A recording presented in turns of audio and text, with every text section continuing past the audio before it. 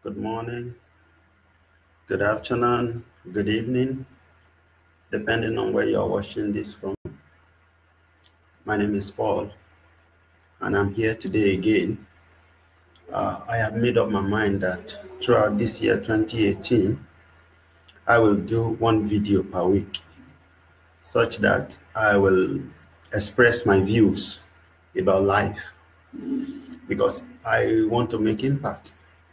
I want to be able to make some changes, you know, as much as God will allow me. So today, I want to talk about a title or a topic that I have called Why I Stop Blaming Politicians. Why I Stop Blaming Politicians.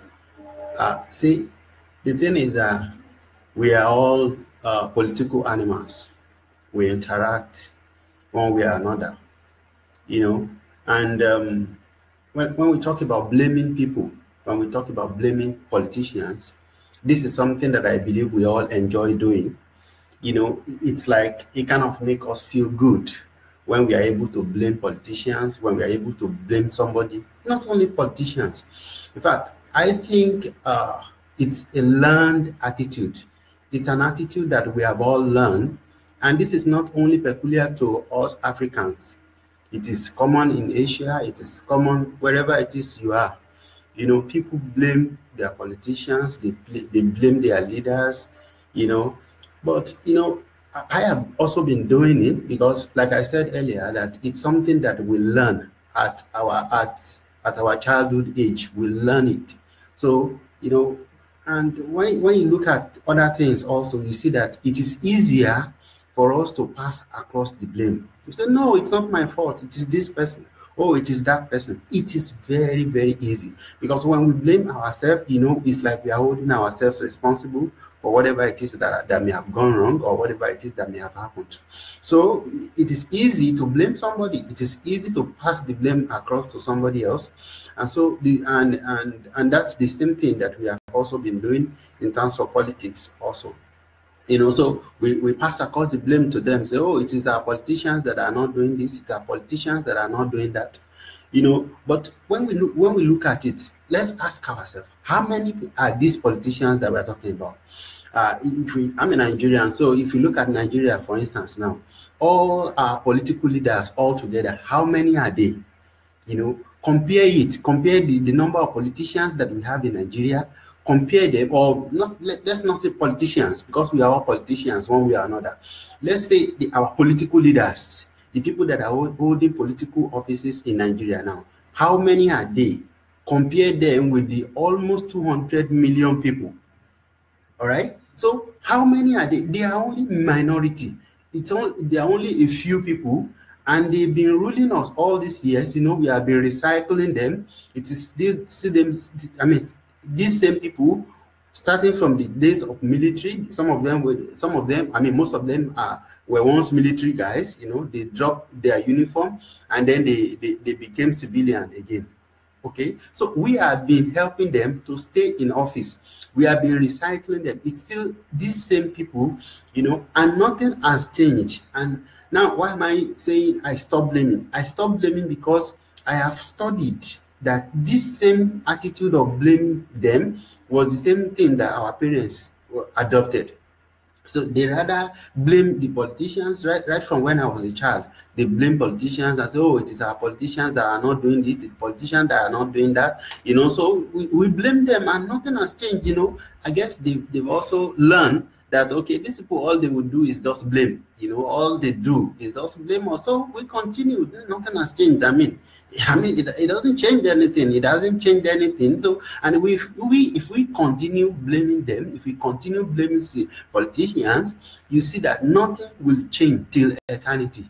You know, so if I mean, it is common sense that if you have been doing something, you are doing something, and you have been applying the same input, you have been applying the same things, the same method.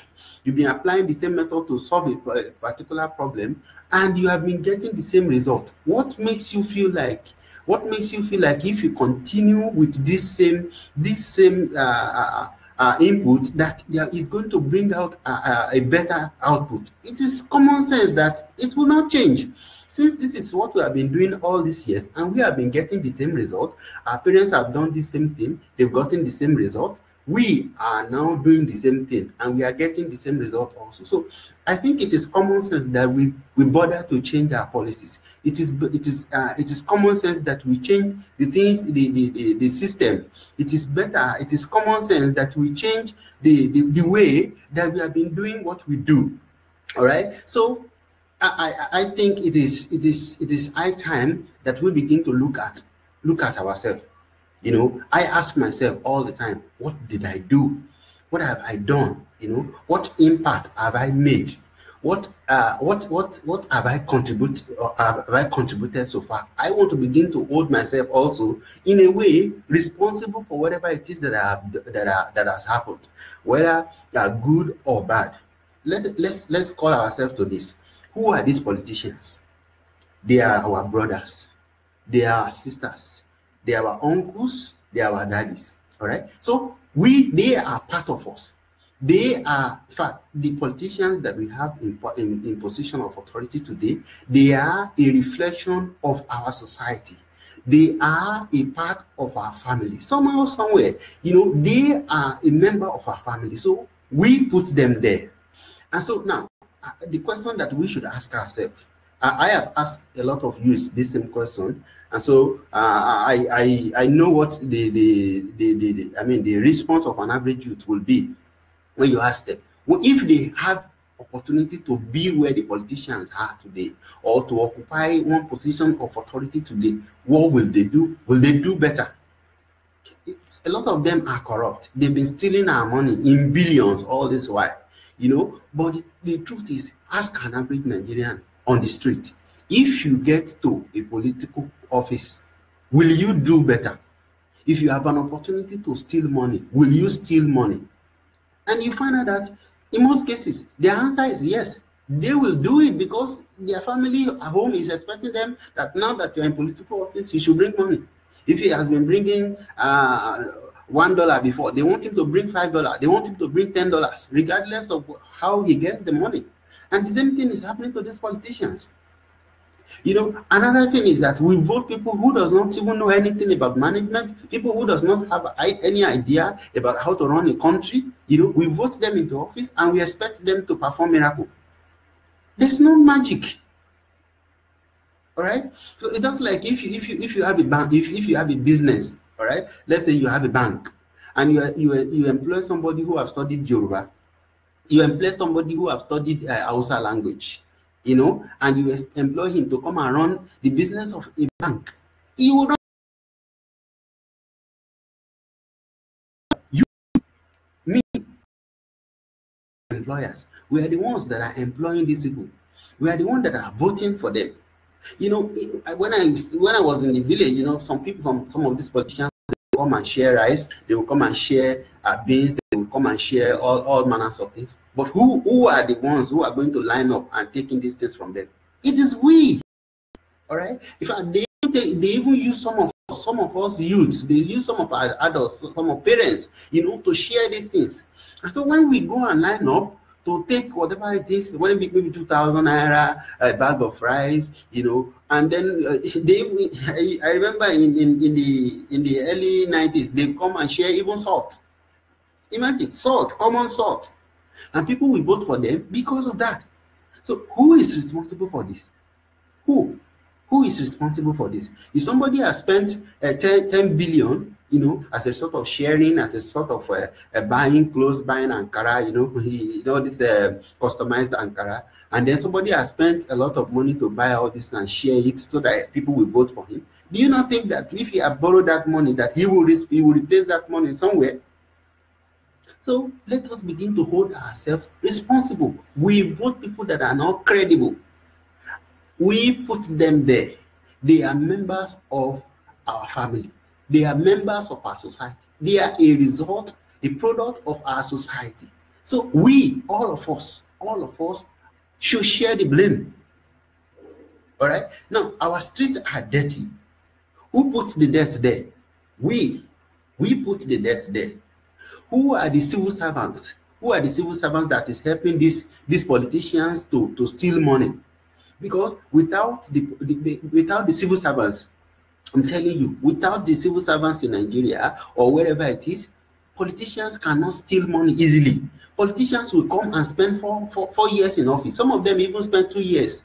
All right, those who have political appointment, they spend 2 years. They will spend 1 year and then they change them again. But somebody has been in that office for 30 years. Somebody has been in that office for 20 years. Somebody has been in that office for 10 years. They know the nooks and corners of that office. They know everything. It is the civil servants that actually have a better understanding of what it takes to steal money in the political in that office, more than the politicians who come as a sort of election, who come as a sort of maybe political appointment. It is the civil servants, and we should begin to hold ourselves responsible. And see, I have said over and over and over again that most of the problems that you see in Nigeria today, we should, as much as we hold our politicians responsible, we should also hold our civil servants responsible. Is it the president that is responsible for securing our roads? No. We have police, we have the military, we have the navy. They are our brothers and sisters. We should hold them responsible. So we should stop just saying, oh, it is the president, it is this. I'm not in support of what the president is doing in most cases. You know, I actually campaigned for Buhari because I read about what he did, I think in the 70s, that he was a sincere man, and I believe that Nigeria needs sincere people in office. All right, but obviously he has failed. But I have stopped blaming and say, okay, it is this one, it is that one. But it is high time we begin to hold ourselves responsible for the degradation in our society. And unless we do this, we will not do anything. We will not achieve anything reasonable. I give you an example of being responsible as a citizen, as an individual. That is something you can do. I give you one example. I think about 2 years ago, I was driving in Abu Dhabi. It was in the street, in the inner street, you know. So, and I just see a small road, and I said, okay, I want to, you know, use that road to get into the major street. And then there was a lady driving towards me, and she stood in the middle of the road, and I was wondering what is wrong with this woman. And she told me that this is one way, all right? So I said, okay, one way, let me pass. No, she stood there and asked me to reverse and go back. This is somebody that is defending her own country. She doesn't need to call police. She could have called the police, but she stood there and took responsibility for me doing what is right.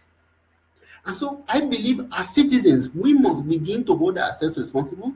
We must begin to, when we see somebody who dropped some debts on the street, we should hold them responsible and say, hey, come and pick it. It is not right for you to drop it there. We need to get to that level.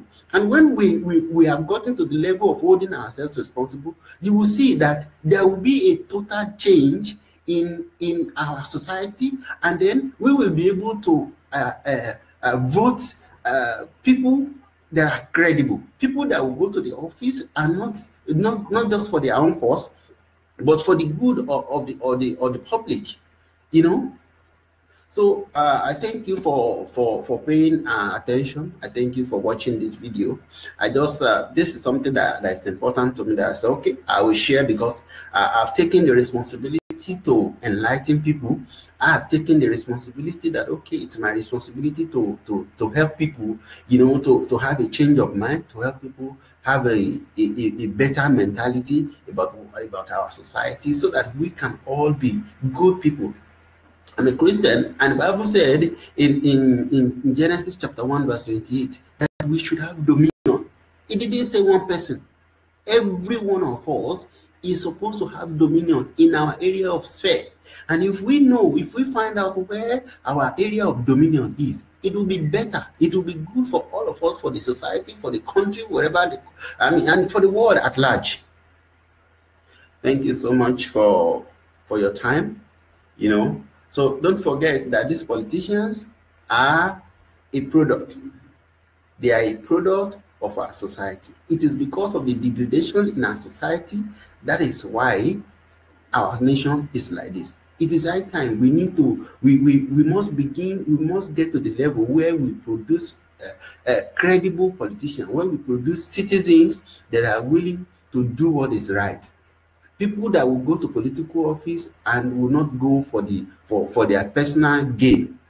It is our responsibility to produce these people. Thank you so much. I hope this helped you. This is my mentality. This is my idea. Thank you for watching.